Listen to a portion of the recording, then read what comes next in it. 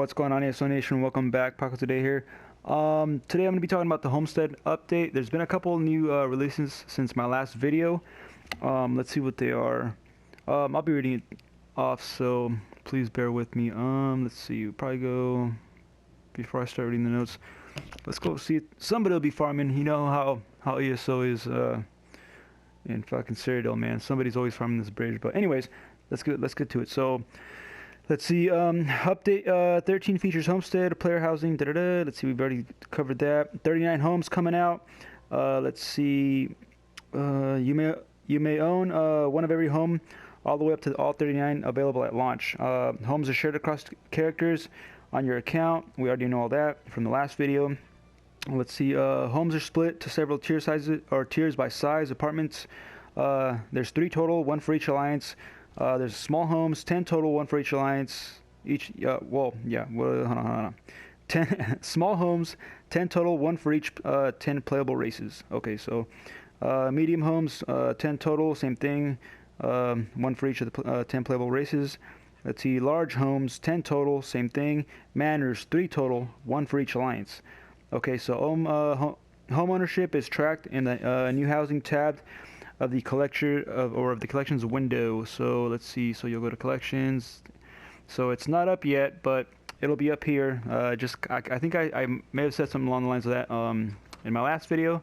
So all right, so that's that. Let's see, all 36 homes can be purchased with either gold or crowns, which is I think it's a good idea, but I want to say that I read somewhere that the most expensive home was going to be like 3 or 4 million. That's going to be a lot. So in crowns, I don't know what that's going to be. Probably, holy shit. Probably, man, I don't know. A lot. I would say at least 30, 40 bucks for a home. So that's pretty pricey. I don't know about you guys. And I don't know, who else has, 4 million gold lying around. But anyways, let's get back to it. All right. So once obtained, a home is yours forever. There is no rent to pay or any other form of ongoing maintenance costs. So that's another good thing. So it's already kind of pricey, so I mean it would suck if you had to pay something else, which they're not doing, so good on them. Let's see, homes have limits on the number of items, collectibles, and visitors that may be present, with the large homes having the higher capacity. The number of objects you can place in your home is doubled for those with an active ESO Plus membership. That's kind of fucking bullshit, but whatever.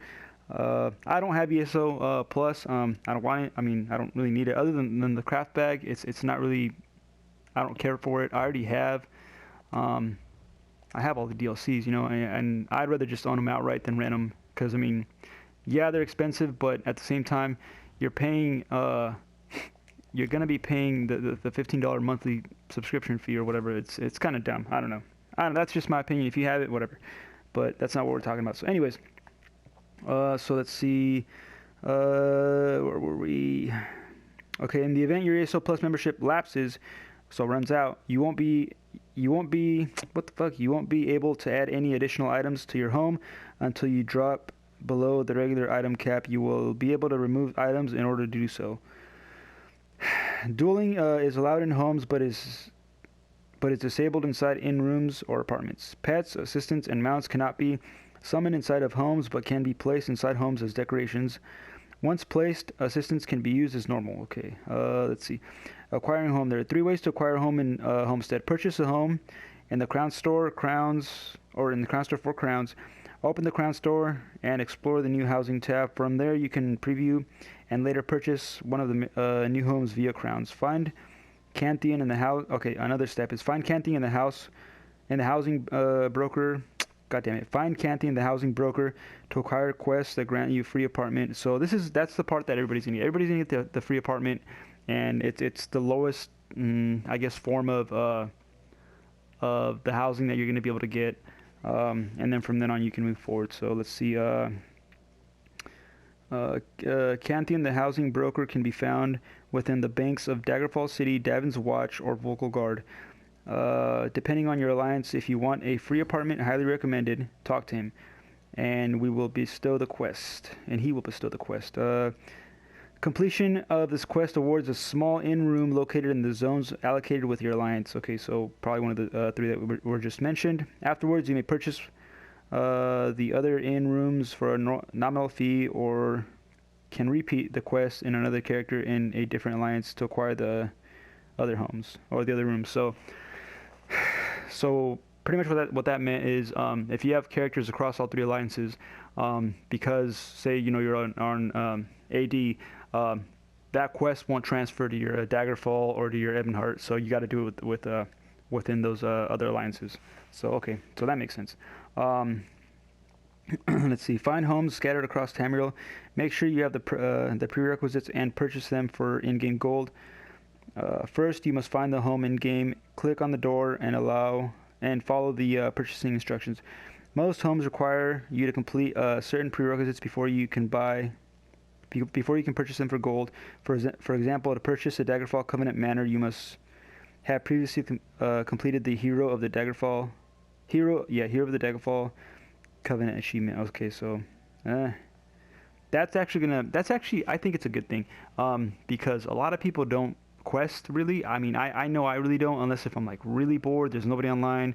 If I'm over dungeons, if I'm over PvP, then I'll do some quests. But even then, it's been, man, I think the only character I've fully completed this game was with 1, and since then I've just done random quests just to get my character to level 10. I come straight here to Cyrodiil, fuck around for a while, do dungeons, trials, stuff like that, and that's the extent of my immersion into this game. I mean, I like I said, once I did the main quest, the main line, after that I didn't really feel like, I mean, I don't know, it's a lot to it, but I didn't really feel like going back. So anyways, this will make it to where it'll prompt you to want to go back and do that stuff if you want to purchase one of these other homes. So okay, so you must own the Imperial Edition version of ESO in order to purchase any Imperial homes. Okay, we talked about this last time in the last video, so that makes sense. Again, if you don't have the Imperial Edition, if you don't have the Imperial DLC, let's see if we can find it. If you don't have Imperial City, you're not going to be able to purchase the Imperial homes. Obviously, that makes sense. Okay, got it. It's clear cut. Let's see. Homes can be purchased for crowns at any time by passing the above requirements. Wow. Okay, so either way, so you have to have it. So it looks like it's going to be the same for all the alliances. So you have to somewhat be close to being in the game or have that hero achievement thing. I forgot what all that entails, but whatever. You have to have that in order to purchase home. So let's see. Home previewing. The easiest way to preview homes you have not yet purchased is to go to the new houses section in the Crown Store. Highlight the home you want to check. Out, click preview. This will teleport you to the home, so you can do a walkthrough while making your purchase decision. You can also preview homes from the collections window, and also by simply finding the home in the window and clicking on its door. Preview brings you into a personal experience where you can explore the prospect or the prospective home, including both furnished and unfurnished versions. Unfurnished homes may be purchased with gold or crowns, and generally come with a small number of items such as plants, rocks, if the home has a yard, and candles to light the interior of the home. Furnished homes may only be purchased with crowns. Each furnished home is pre-decorated with a tasteful selection of items, which are yours to keep or adjust at your leisure. So that's pretty cool. So if you don't like the way the interior is decorated, you can always go back and fuck around with it. I like that. Let's see. You may switch between unfurnished and furnished previews at any time, and the preview will adjust on the fly accordingly. It is not possible to preview a home after you've already purchased it, or to purchase the furnished version of a home you've already purchased the unfurnished version of. Okay, so or vice versa. So if you purchase a furnished home, you can't preview the unfurnished version, and if you purchase an unfurnished home, you can't purchase or preview the furnished version, right? Yeah. Okay, so once you purchase a home, it will reload you into your new home with either your furnished or unfurnished items. Cool. Okay, the housing editor. The housing editor contains multiple tabs, categories for each for ease of asset selection. Let's see. The place tab allows you to place furnishings and collectibles from a categorized list of available options. The purchase tab contains a large list of furnishings available for a la carte crown purchasing. Let's see, nearly every item in the purchase tab is also available via crafting or from other in-game sources, with a few exceptions of the items found exclusively in the crown store. In addition to directly selecting any placed items in editor mode, you may also retrieve placed furnishings from a list of placed items in the retrieve tab of the editor without needing to locate them in the home. Okay. You can also search each tab item name to further filter your results. I think earlier it had said you could also sell stuff. So let's see, home decoration furnishings are a new kind of inventory item that may be placed in a home and can be identified by the board furnishing on their tooltip. These function like any other inventory item until it's time to place the item in a home. After you've entered your home, the home you own, you can enter the housing editor and start placing furnishings. Once placed, a furnishing is removed from your inventory or bank and is stored in the house, counting towards the maximum number of items that can be placed in the home. You can see how close you're getting to the item limit through the housing menu, which displays a house information panel. From there, you can see the current maximum value for furnishings and collectibles.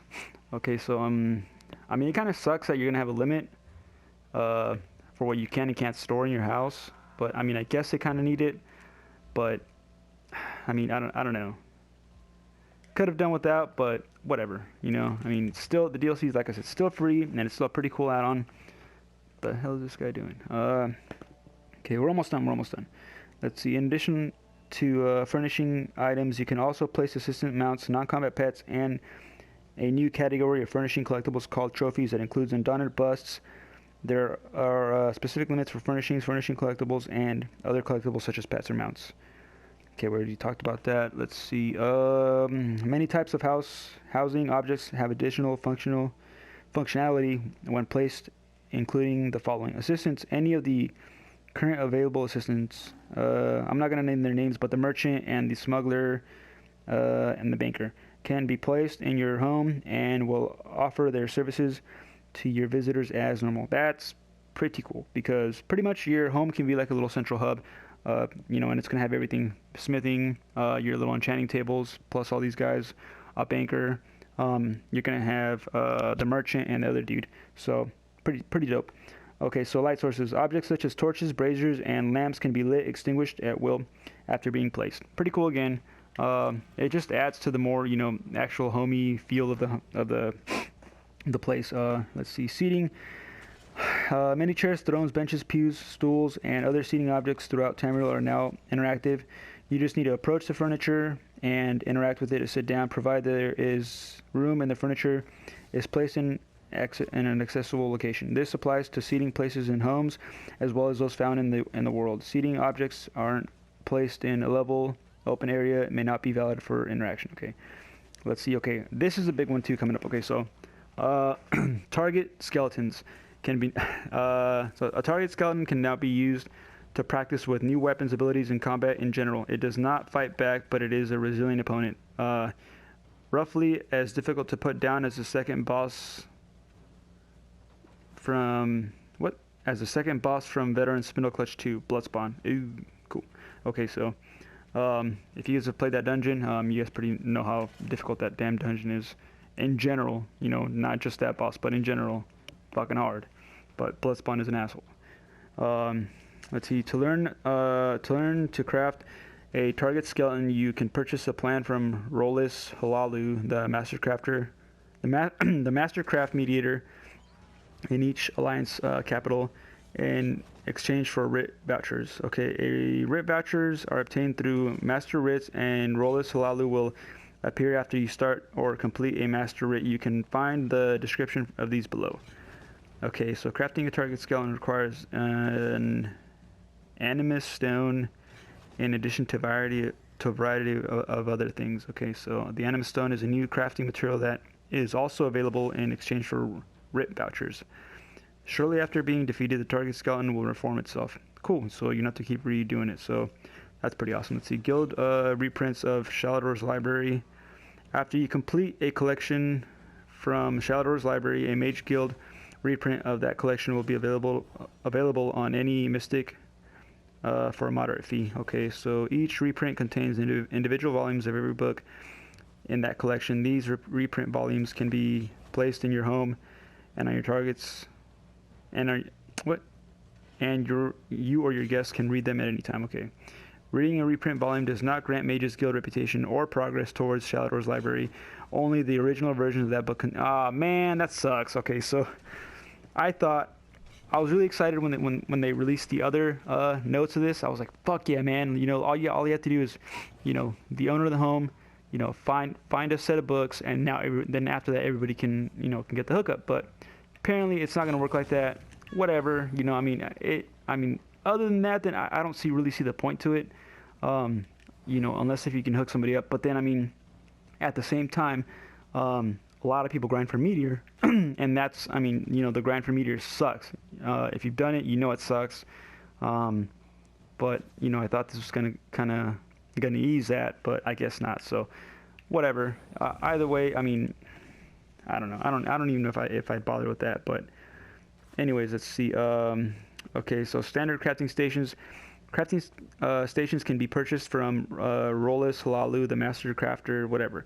A modest number of RIP vouchers. Once placed in the home, these can be used like any other crafting station. Note, crafting stations will not work if placed at an angle or inside other objects. Well, duh. Tunable crafting stations. Tunable crafting stations can be purchased from the same thing. These items can be activated at any time. Set crafting in the world permanently. A tuning station to the unique energies of the item set and binding the station to you. Okay, so once attuned, the station can be placed as furnishing in your home and used by you and your guests to craft items for the set it's attuned to. Ooh. Hold on, let me go back. Unique objects. There is also a variety of unique objects, from dark anchor pinions that open and close to decoy elder scrolls that swap between offensive and defensive visual effects, all with their own unique interactions and effects. As time goes on, expect us to expand this category. Cool. That's actually pretty cool. I'd actually like to see that, you know. Elder Scroll chilling in your house. No big fucking deal. Let's see. Home furnishings can be found from a number of sources, including furnishing, crafting. See furnishing, crafting section below. Luxury furniture, a new NPC. So that's going to be look for Cicero's food. Okay, so you'll see him in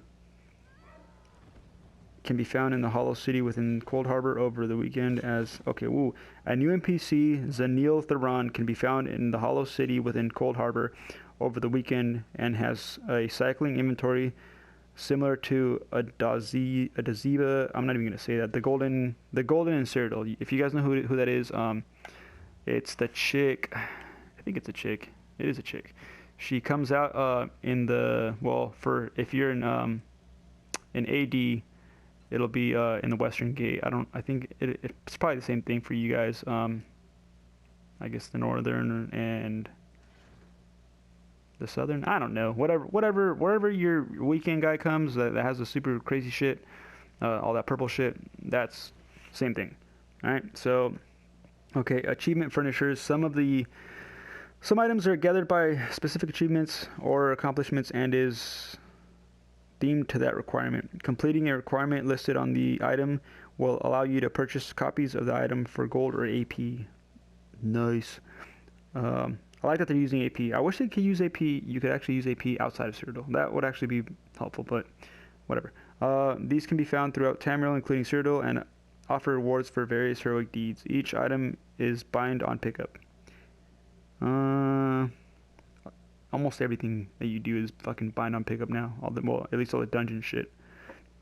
Let's see. Well, it talks about home furnishers. The vendors can be found throughout Tamriel in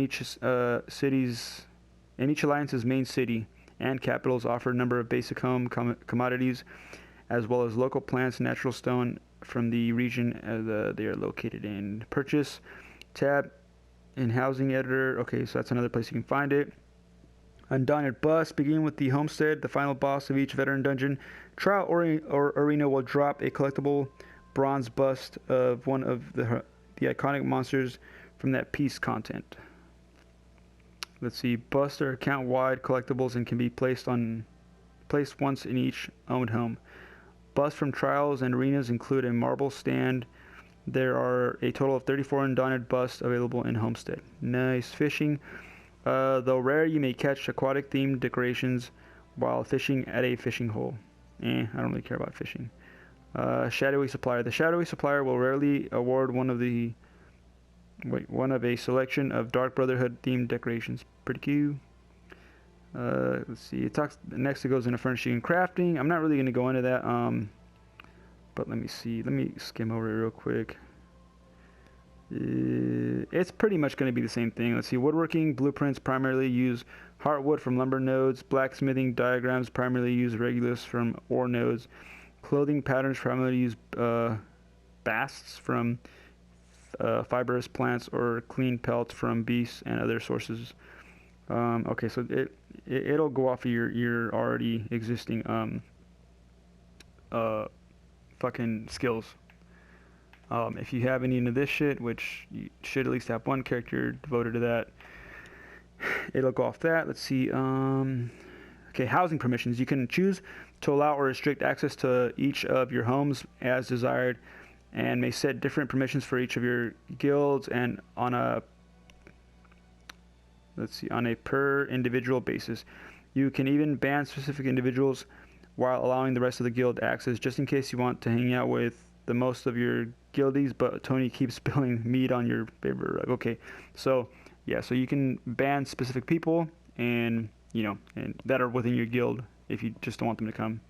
As a homer, you can set a primary residence. This primary residence is used to determine which home is visited when friends or guildmates try to visit your home while you are offline. When you are online, other players may social jump directly to you in any home, provided they have access to that home.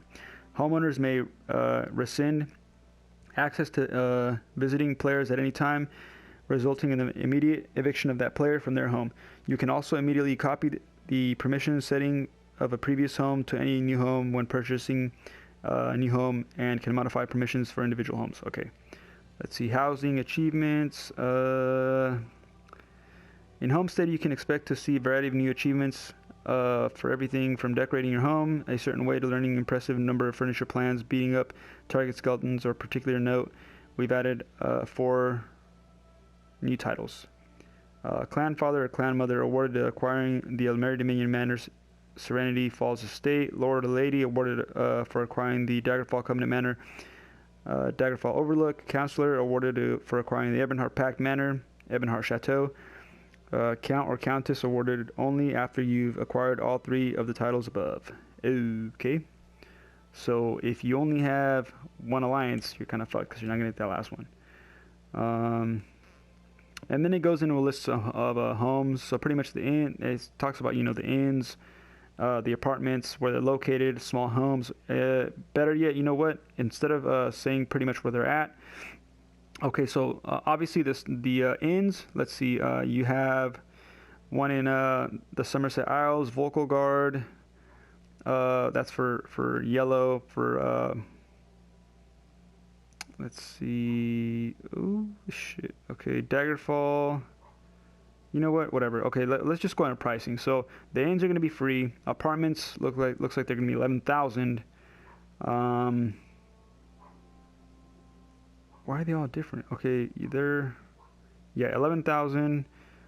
Small home, that's what they're starting at. Small homes are starting at 60,000 gold, and they go up, as depending on where you get it. It looks like, because there's different prices here. Some are 73, some are 45, some are 50, some are 69, and that's just the small homes. Let's see, classic homes, which is the medium homes.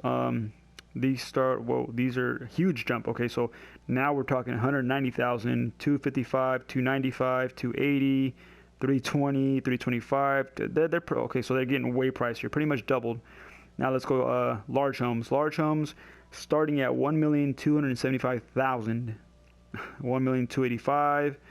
1,015,000, 1,295,000, 1,025,000, 1,020,000, 1,265, 700,000 or 760,000. So they're up there. Now let's go to the Manors. So this is what I was talking about. So the Manors, 3,780,000 is the starting. The cheapest is 375 or 3,775,000. So we're all the way back to the beginning. Let's see. We're starting from 11,000 to 3,775,000 or whatever. And when it translates to crowns, that's going to be a lot of money. So I know not a lot of people have, 3 mil, just chilling or whatever. Even 100,000. A lot of people don't have that much. Usually, I don't carry a whole lot of money on me. If I do, it's either in my guild bank or in my bank. I don't rarely ever carry it on my character. I just don't. But definitely not that much. Not that much money at least. But I don't know. We'll see how it is. I'm actually excited. I like a lot of the patch notes that just got released. A lot of the stuff. It's a lot of information. I know it is. I was trying to keep it short. I was trying to read it super fast, and I know a lot of it came kind of jumbly or whatever. But it's just a lot of shit. But I'm pretty excited for it. I can't wait. And still, I don't think. Let me go back. I don't think it said what day it was going to be released. Let me double check just to make sure.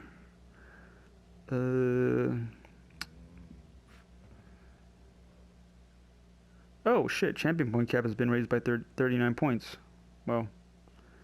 Nice. Let's see, but it doesn't say. Okay, so you have a max of 600 champion points now. That's pretty cool.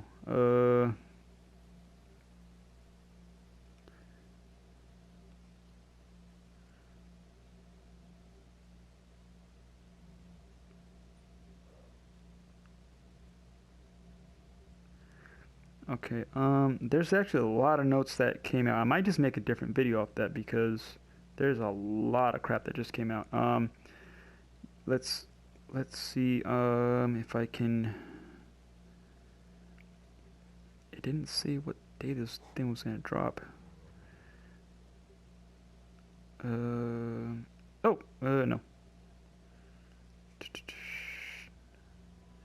It says something here about maintenance for the week of January 2, but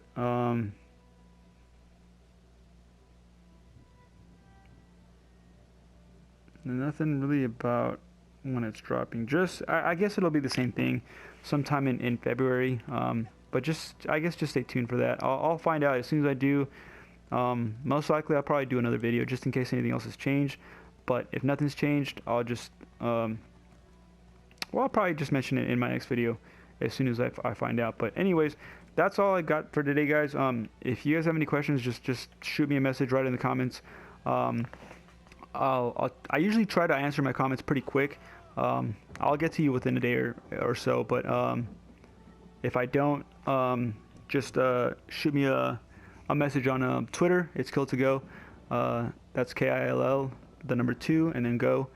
And if I don't answer here, I'll answer you there for sure.